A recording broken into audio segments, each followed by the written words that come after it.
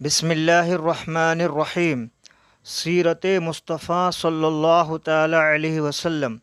مؤلف شیخ الحدیث حضرت علامہ عبد المصطفیٰ اعظمی رحمۃ اللہ تعالی علیہ۔ سیرت کیا ہے؟ قدیمۂ محدثین و فقہائے مغازی و سیر کے عنوان کے تحت میں فقط غزوات اور اس کے متعلقات کو بیان کرتے تھے، مگر سیرت نبویہ کے مصنفین نے اس عنوان کو اس قدر وسعت دے دی کہ حضور رحمت عالم صلی اللہ تعالی علیہ وسلم کی ولادت باسعادت سے وفات اقدس تک کے تمام مراحل حیات، آپ کی ذات و صفات، آپ کے دن رات اور تمام وہ چیزیں جن کو آپ کی ذات والا صفات سے تعلقات ہوں، خواہ وہ انسانی زندگی کے معاملات ہوں یا نبوت کے معجزات ہوں، ان سب کو کتاب سیرت ہی کے ابواب و فصول و مسائل شمار کرنے لگے۔ چنانچہ اعلان نبوت سے پہلے اور بعد کے تمام واقعات، کاشانہ نبوت سے جبل حیرا کے غار تک اور جبل حیرا کے غار سے جبل ثور کے غار تک اور حرم کعبہ سے طائف کے بازار تک اور مکہ کی چراگاہوں سے ملک شام کی تجارت گاہوں تک اور ازواج مطہرات رضی اللہ تعالی عنہن کے حجروں کی خلوت گاہوں سے لے کر اسلامی غزوات کی رزم گاہوں تک، آپ کی حیات مقدسہ کے ہر لمحہ میں آپ کی مقدس سیرت کا آفتاب عالم تاب جلوہ گر ہے۔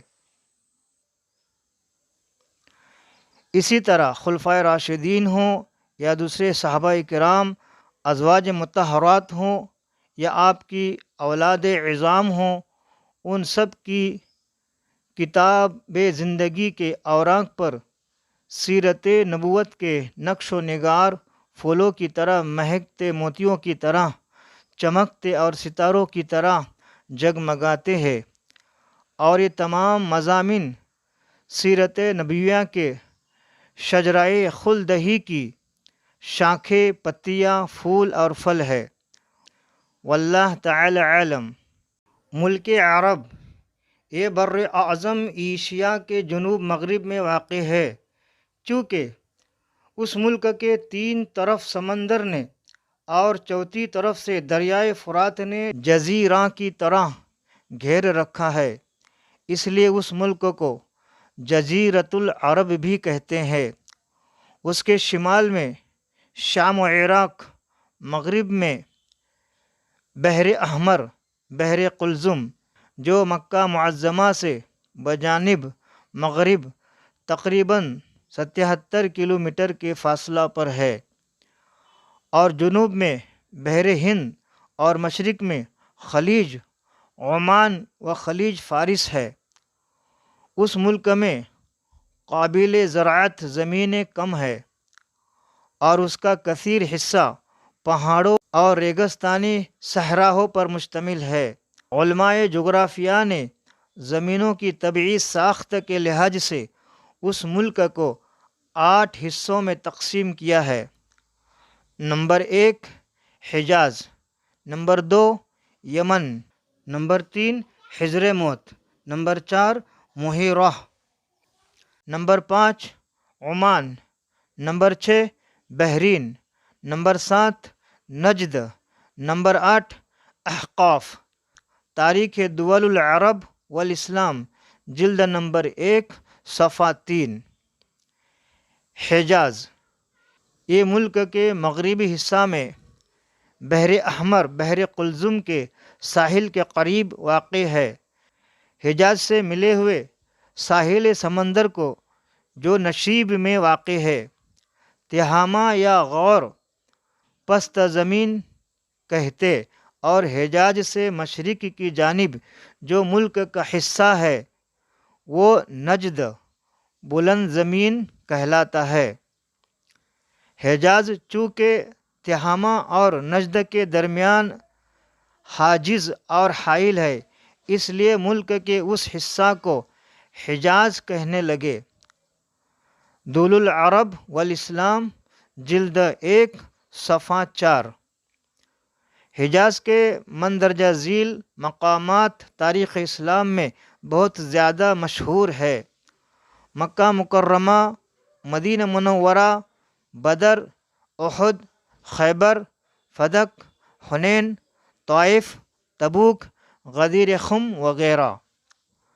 حضرت شعیب علیہ السلام کا شہر مدین تبوک کے محاذ میں بحر احمر کے ساحل پر واقع ہے۔ مقام حجر میں جو وادی القریٰ ہے، وہاں اب تک عذاب سے قوم ثمود کی الٹ پلٹ کر دی جانے والی بستیوں کے آثار پائے جاتے ہیں۔ طائف حجاز میں سب سے زیادہ سردار اور سرسبز مقام ہے اور یہاں کے میوے بہت مشہور ہے۔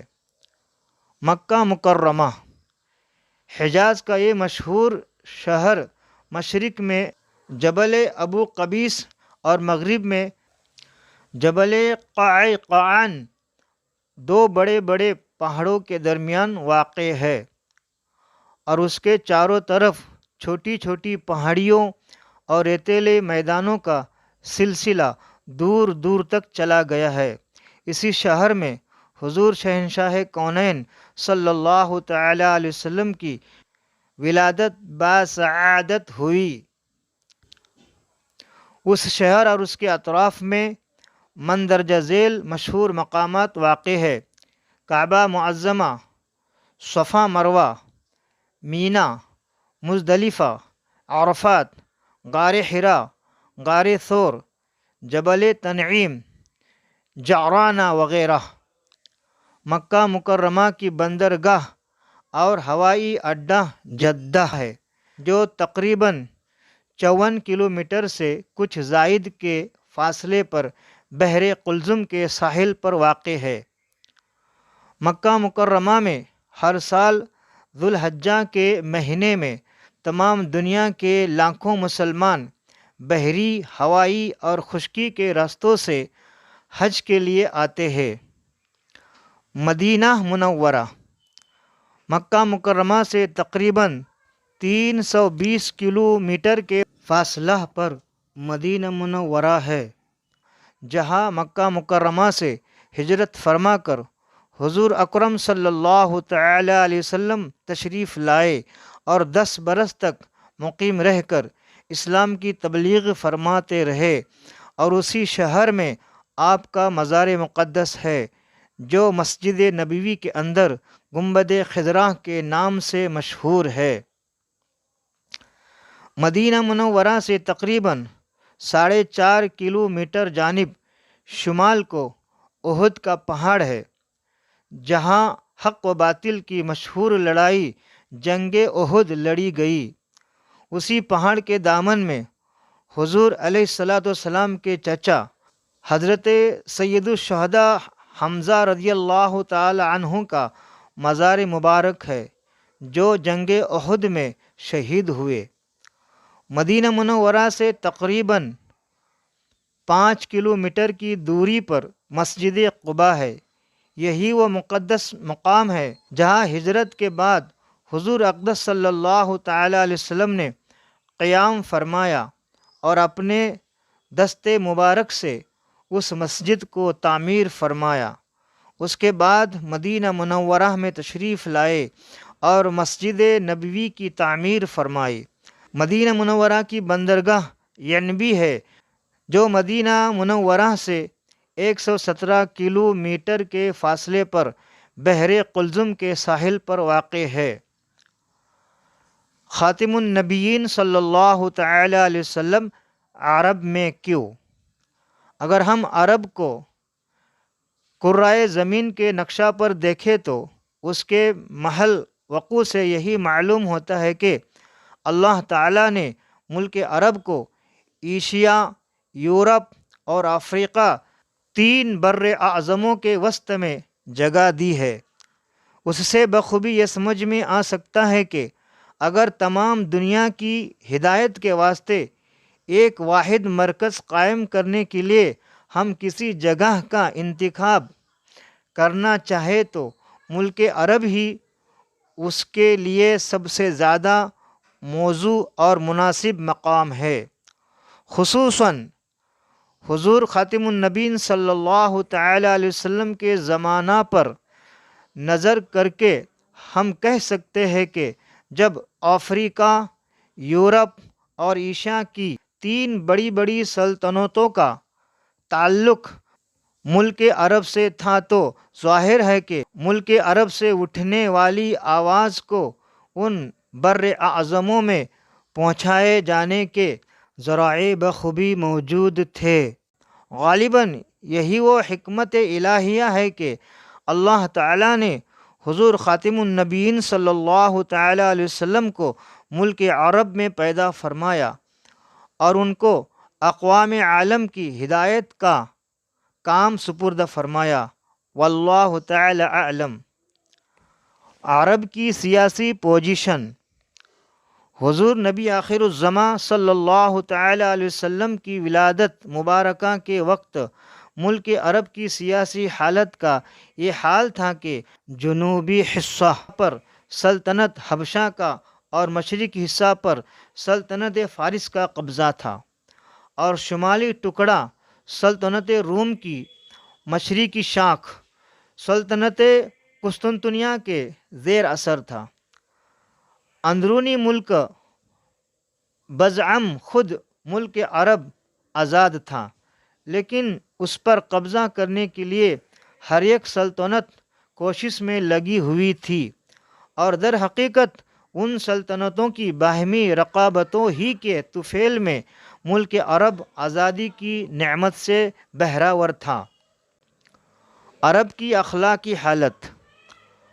عرب کی اخلاقی حالت نہایت ہی ابتر بلکہ بد سے بدتر تھی۔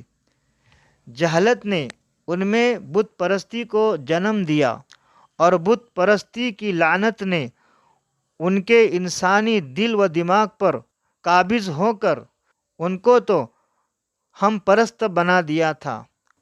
وہ مظاہر فطرت کی ہر چیز، پتھر، درخت، چاند، سورج، پہاڑ، دریا وغیرہ کو اپنا معبود سمجھنے لگ گئے تھے، اور خود ساختہ مٹی اور پتھر کی مورتوں کی عبادت کرتے تھے۔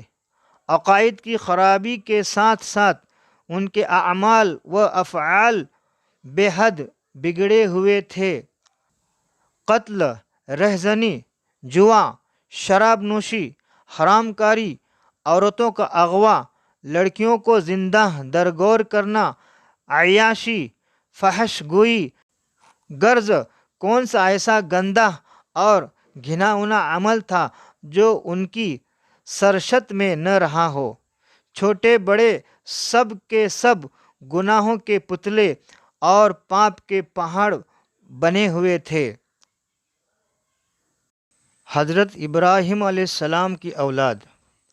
بانی کعبہ حضرت ابراہیم خلیل اللہ علیہ السلام کے ایک فرزند کا نامی حضرت اسماعیل علیہ السلام ہے، جو حضرت بی بی ہاجرہ کے شکم مبارک سے پیدا ہوئے تھے۔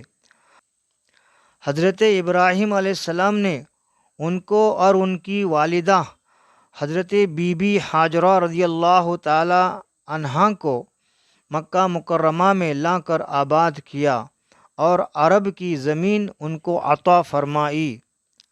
حضرت ابراہیم علیہ السلام کے دوسرے فرزند کا نامی حضرت اسحاق علیہ السلام ہے، جو حضرت بی بی سارہ رضی اللہ تعالی عنہا کے مقدس شکم سے تولد ہوئے تھے۔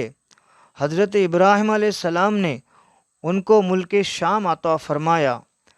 حضرت ابراہیم علیہ السلام کی تیسری بیوی حضرت قطورہ کے پیٹ سے جو اولاد مدین وغیرہ ہوئے، ان کو آپ نے یمن کا علاقہ عطا فرمایا۔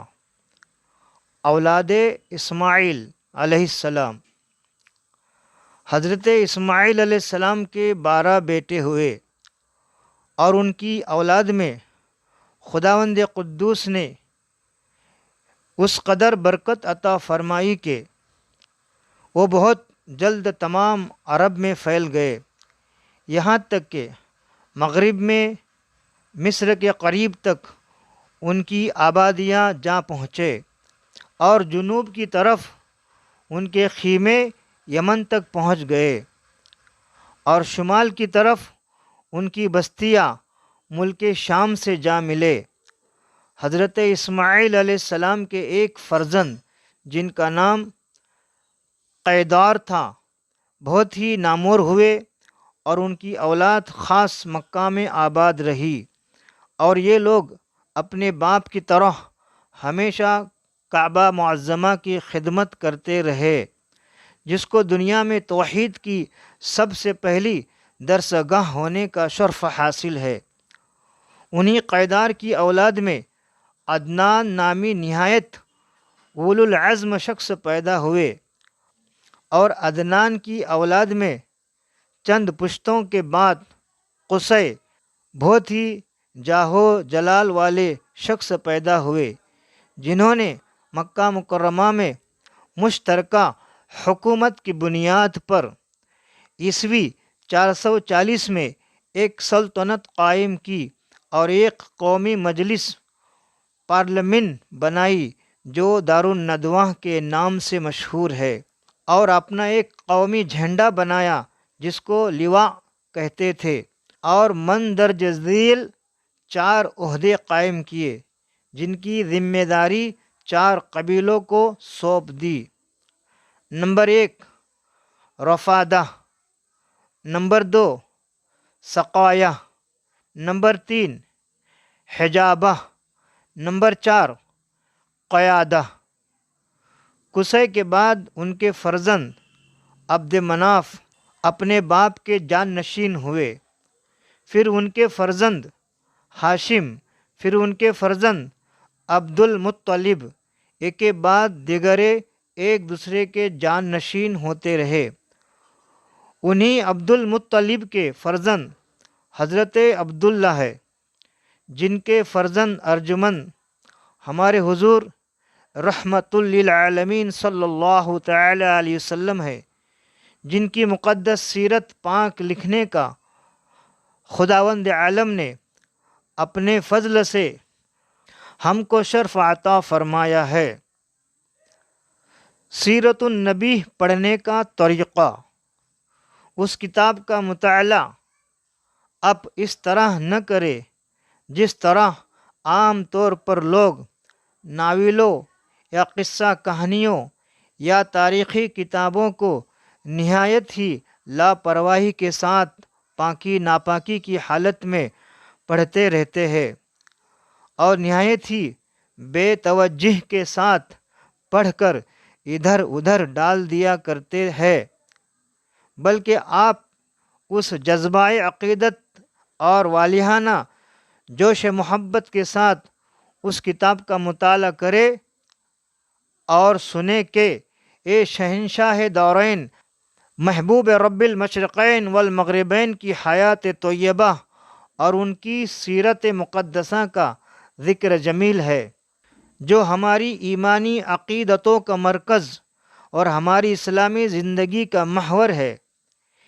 یہ محبوب خدا صلی اللہ تعالی علیہ وسلم کی ان قابل احترام اداؤں کا بیان ہے جن پر کائنات عالم کی تمام عظمتیں قربان ہے، لہٰذا اس کے مطالعہ کے وقت یا سنتے وقت آپ کو ادب و احترام کا پیکر بن کر اور تعظیم و توقیر کے جذبات صادقہ سے اپنے قلب و دماغ کو منور کر کے اس تصور کے ساتھ اس کی ایک ایک سطر کو پڑھنا چاہے اور سننا چاہے کہ اس کا ایک ایک لفظ حسنات و برکات کا خزانہ ہے، اور گویا میں حضور رحمت علم صلی اللہ تعالی علیہ وسلم کے مقدس دربار میں حاضر ہوں، اور آپ کی ان پیاری پیاری اداؤں کو دیکھ رہا ہوں اور آپ کے فیض صحبت سے انوار حاصل کر رہا ہوں۔ حضرت ابو ابراہیم تجیبی علیہ الرحمٰن نے ارشاد فرمایا ہے کہ ہر مومن پر واجب ہے کہ جب وہ رحمت عالم صلی اللہ تعالی علیہ وسلم کا ذکر کرے یا اس کے سامنے آپ کا ذکر کیا جائے یا سنے تو پرسکون ہو کر نیاز مندی و عاجزی کا اظہار کرے اور اپنے قلب میں آپ کی عظمت اور ہیبت و جلال کا ایسا ہی تاثر پیدا کرے جیسا کہ آپ کے روبرو حاضر ہونے کی صورت میں آپ کے جلال و ہیبت سے متاثر ہوتا۔ شفا شریف جلد دوم صفحہ 32۔ اور حضرت قاضی علامہ ایاز رحمۃ اللہ علیہ نے فرمایا کہ حضور انور صلی اللہ تعالی علیہ وسلم کی وفات اقدس کے بعد بھی ہر امتی پر آپ کی اتنی ہی تعظیم و توقیر لازم ہے جتنی کہ آپ کی ظاہری حیات میں تھی۔